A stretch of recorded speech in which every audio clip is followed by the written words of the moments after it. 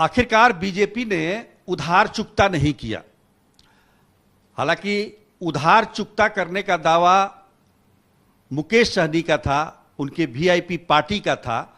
अब ये उधार बीजेपी पर कैसे है, इसको जानने की कोशिश करते हैं वीआईपी पार्टी के राष्ट्रीय प्रवक्ता देवज्योति से। ये बताइए देवज्योति कि ये उधार कहां से आ गया बीजेपी पर आप लोगों का? उधार आ गया जिसमें गठबंधन हुई थी भारतीय जनता पार्टी से वीआईपी पार्टी का। उस समय बीजेपी का कमिटमेंट था कि एक आपको अति पिछड़ा नुनिया जाति के किसी को काउंसिल में भेजेंगे। तो उसी चीज की मांग कर रहे हैं हम। नुनिया जाति के किसी आदमी को भेज देने के लिए हम लोग मांग कर रहे थे भारतीय जनता पार्टी से कि भाई आपने जो वादा किया था, हम जो नाम हम दे दे उग्रसारित करेंगे हमारे सन ऑफ मला। तो वादे के मुताबिक बीजेपी ने एक एमएलसी सीट दिया, मुकेश सहनी उस पर एमएलसी बने, फिर मंत्री बने, 11 जो एमएलए की सीट थी वो दिया। तो अब कहां से उधार बच रहा है? जो कमिटमेंट किया था भाई नुनिया समाज के लिए, तो कमिटमेंट भारतीय जनता पार्टी का था ना कि नुनिया समाज से भी एक किसी को आपको भेजेंगे। तो उसी उधार को हम मांग रहे हैं। हम थोड़ी ना 5,000 करोड़ या 500 करोड़ वाला किसी को हम मांग रहे हैं कि उसको सिंबल देके हम लोग भेज देंगे। ऐसा बात नहीं ना है। हम अति पिछड़ा, जिस तरह से आदरणीय लालू प्रसाद यादव जी ने मुन्नी रजक जी को भेजा, उसी तरह से हमारा अति पिछड़ा का कोई पार्टी से बन के जाता और आवाज बुलंद करता अपने समाज का। आपने उत्तर प्रदेश में आप चुनाव लड़े, बीजेपी के खिलाफ चुनाव लड़े। बीजेपी ने यहां पर आपके पार्टी के सारे विधायकों को तोड़ के अपने में मिला लिया, मंत्री पद से मुकेश सहनी को हटा दी। तो फिर कहां से अब उधार कहां से आ गया? जदयू नहीं लड़ी थी क्या? जदयू भी तो लड़ी थी। जनता दल यूनाइटेड आदरणीय नीतीश कुमार जी की पार्टी है। तीर छाप भी लड़ी थी, तीर छाप के साथ नाव छाप भी लड़ी वहां। तो ये चीज हम पे एप्लीकेबल क्यों है और लोगों पे एप्लीकेबल नहीं है? बीजेपी क्यों नाराज हो गई वीआईपी से, क्या वजह है? नाराज होने का कारण है कि भारतीय जनता पार्टी का कहना था कि आप अपने पार्टी को विलय कर लीजिए। तो हमारे आदरणीय सन ऑफ मला मुकेश सहनी जी का शुरू से कहना था कि आप निषाद आरक्षण आप लागू कर दीजिए। जिस तरह से दिल्ली और बंगाल में लागू है, उस तरह से बिहार, झारखंड, उत्तर प्रदेश में हम लोग मांग कर रहे थे। हम विलय कर लेंगे पार्टी को। निषाद आरक्षण देने के लिए भारतीय जनता पार्टी तैयार नहीं है। इससे स्पष्ट हो जाता है कि भारतीय जनता पार्टी जो है निषाद विरोधी और अति पिछड़ों की विरोधी की पार्टी है। आज बीजेपी ने एमएलसी के अपने 2 उम्मीदवारों की घोषणा कर दी है, हरि सहनी और अनिल कुमार शर्मा। इसी में से एक सीट वीआईपी अपने लिए चाह रही थी, नोनिया जाति के किसी उम्मीदवार को भेजने के लिए। अब चूंकि बीजेपी ने यह फैसला कर लिया है और इससे पहले मुकेश सहनी ने केंद्रीय गृह मंत्री अमित शाह को एक पत्र भी लिखा था इसी संदर्भ में, तो इसका मतलब कि बीजेपी ने कोई तवज्जो नहीं दी। अगर आदरणीय गृह मंत्री जी को उन्होंने लिखा था, इसी बात को याद दिलाने के लिए लिखा था कि भाई आपका कमिटमेंट था कि आप एक नुनिया जाति के काउंसिल में हम भेजेंगे। तो याद कराना तो कोई गलत चीज है नहीं। आदरणीय अमित शाह जी बड़े नेता हैं। हमारे कहने का मतलब आपका जो है बीजेपी के साथ आपका गठबंधन था, ठीक है। बीजेपी ने अपने कोटे से आपको एमएलए की सीट दी थी और एमएलसी का एक सीट दिया। उसके बाद आप उत्तर प्रदेश जाते हैं, वहाँ बीजेपी के खिलाफ बोलते हैं, नेतृत्व के खिलाफ बोलते हैं, बीजेपी से आपका झगड़ा हो जाता है। सारे विधायक जो है बीजेपी अपने में मिला लेती है। फिर पत्र लिखने का, याद दिलाने का क्या मतलब? यही याद देखिए, बिहार प्रदेश जो है भारतीय जनता पार्टी, बिहार प्रदेश भारतीय जनता पार्टी, जिसको सच शब्दों में बीजेपी प्रदेश मत बोलिए, यहां चलती है भूपेंद्र जनता पार्टी। वहां पे जो भेजता है लोग प्रस्ताव, उसी पे विचार होता है। तो इसके लिए तो हम, अगर हमारे सन ऑफ मला आदरणीय मुकेश सहनी जी ने पत्र लिखा है तो उनको भी संज्ञान में दिया है। नहीं तो बाद में वो बोलते भाई हमको तो पता नहीं था, प्रदेश से जो आया हमने भेज दिया। लेकिन आज ये साक्ष्य हो गया कि आदरणीय अमित शाह जी के भी संज्ञान में ये चिट्ठी आई और उसके बाद भी वो नुनिया जाति के किसी को काउंसिल नहीं भेजा। लेकिन बीजेपी ने तो एक मलाह जाति को तो भेज ही दिया। हरि सहनी जी को धन्यवाद देते हैं, धन्यवाद देते हैं। हरि सहनी जी को भेजा गया, उसके लिए मैं धन्यवाद देता हूं हरि सहनी जी को।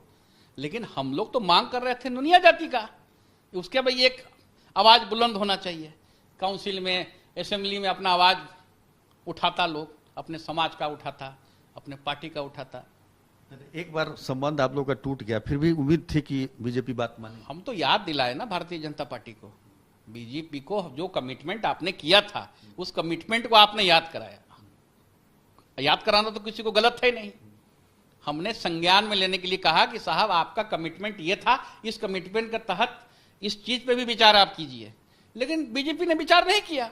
इसका मतलब आपके दिल में अभी भी बीजेपी के लिए है, आगे आने वाले समय में आप फिर बीजेपी के साथ जा सकते हैं। फिर से एक शब्द बोल रहे हैं, आज के दिन में सबसे बड़ा इशू वीआईपी पार्टी का है निषाद आरक्षण। निषाद बंगाल, बिहार, झारखंड, उत्तर प्रदेश, बिहार, झारखंड, ये 3 राज्य में जिस तरह से बंगाल में और दिल्ली में निषाद आरक्षण लागू किया गया, उस तरह से हम लोग मांग कर रहे हैं कि हम लोग को भी SC ST में स्टेटस में वहां स्टेटस दिया जाए। उसके लिए भारतीय जनता पार्टी इसको सुनने के लिए तैयार नहीं है। उनको क्या मजबूरी है मुझे नहीं पता है, उनको किस तरह से मजबूरी है, क्या मजबूरी है, नहीं मजबूरी है, वो भारतीय जनता पार्टी के वरिष्ठ कोई नेता ही बता सकते हैं। और दूसरी बात है कि निषाद आरक्षण की लड़ाई वीआईपी पार्टी की है और आगे भी रहेगी जब तक निषाद आरक्षण मिल नहीं जाए। 2024 की चुनाव आ रही है, उसकी तैयारी हम लोगों ने शुरू कर दिया है। बोचाहा में जिस तरह से 18% वोट हम लोग लाए थे, उस तरह से हम लोग 27%, 28%, 32% वोट हर एक लोकसभा में हम लोग रिप्रेजेंट करने का प्रयास कर रहे हैं। और हमको विश्वास है कि हम पूरे निषादों का और जितने भी अति पिछड़ों का है, सब एक गोलबंद होके भाजपा के खिलाफ। बीजेपी नहीं देगी तो आरजेडी के साथ भी संबंध हो। देखिए, वो तो निर्णय हमारे आदरणीय सन ऑफ मला मुकेश सहनी जी लेंगे, किसके साथ वो अलायंस करेंगे, क्या करेंगे, नहीं करेंगे। लेकिन एकला चलो का किसको फायदा होगा, किसको नुकसान होगा, ये तो वक्त बताएगा। बोचाहा में क्या हुआ, आप देखिए कि क्या हुआ। बीजेपी पूरा 4 गो अलायंस लेके 42,000 वोट लाई। हम लोग अकेले सन ऑफ मला मुकेश सहनी जी पे 30,000 वोट लाए। तो ठीक, आप लोग भी तो नहीं जीते भाई। जीते नहीं तो लोगों को ताकत का एहसास का अभी भी पता नहीं चलेगा। जीत नहीं सकते हैं, हराने की ताकत रखते हैं। क्यों नहीं हारेगा भाई, कौन हारेगा, कौन जीतेगा, ये तो चुनाव में घोषणा होता है, जो इलेक्शन कमीशन गिन देता है। कोई ऐसा तो नहीं था कि भाई मोबाइल का टॉपअप था रिलायंस जियो का कि डाल दिया 30,000 चला गया। 30,000 लोगों ने वोट दिया, हर एक समाज का लोगों ने वोट दिया हमारा। आज जो 2 लोगों को भेजा गया, आप देखे होंगे, एक ब्रह्मर्षि भाई को भेजा गया, एक मल्हा जाति का भेजा गया। तो यही दोनों जाति मिलकर ना हरा दिया था बोचाहा में। दोनों की नाराजगी, दोनों समाज की नाराजगी दूर करने के लिए बीजेपी ने भेजा, इसका भेजा, एक फॉर्मूला बनाया, फॉर्मूला बना के भेजा, जो यहाँ से अनुशंसा किया गया, प्रदेश के नेतृत्व से भेजा गया। वहाँ प्रभारी होते हैं, वो बीजेपी का अलग रहता है, वो अनुशंसा करता है, करता उन लोग का अलग टाइप का जो कोई बहुत सारा चीज़ जो है सिस्टम है। हमारा सिंपली बात एक ही कहना है कि निषाद आरक्षण भारतीय जनता पार्टी जल्द से जल्द लागू कर दे। हम फिर से आग्रह करते हैं आदरणीय अमित शाह जी को। तो फिर क्या कीजिएगा, मैंने लागू कर देगा तो फिर आप विलय हो जाइएगा। अगर कर देंगे तो हमको दिक्कत क्या है भाई, विलय हो जाइएगा। अरे विलय, देखिए सिंपली बात है कि आप काउंसिल नहीं भेजे, आप लोकसभा हम नहीं जा पाएंगे, हमारे आदरणीय सन ऑफ मला मुकेश सहनी जी का बंगला छीन जाएगा। जब वो गए थे बंबई तो 3x5 के कमरे में सोते थे, अब पब्लिक टॉयलेट यूज करते हैं, तो वो सब चीज से हम लोग जो हैं वाकिफ हैं।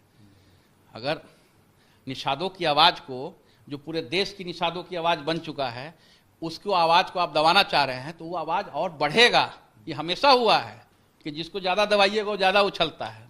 ये न्यूटन का एक है, हम लोग भी बचपन से पढ़ते आ रहे हैं, वो और ज्यादा उछलेगा। आप आवाज बंद कर दीजिएगा, काउंसिल में जाके हम आवाज नहीं उठा सकते हैं निषाद समाज का, अति पिछड़ों का। आपने एक उभरता हुआ अति पिछड़ा जो पूरे देश के निषादों की आवाज बन चुका है, उसको दबाने की कोशिश कर रहे हैं। हम लोग विश्वास कीजिए 2024 में हम लोग मिराकल करेंगे लोकसभा में। चलिए, तो चमत्कार करेंगे वीआईपी पार्टी की तरफ से।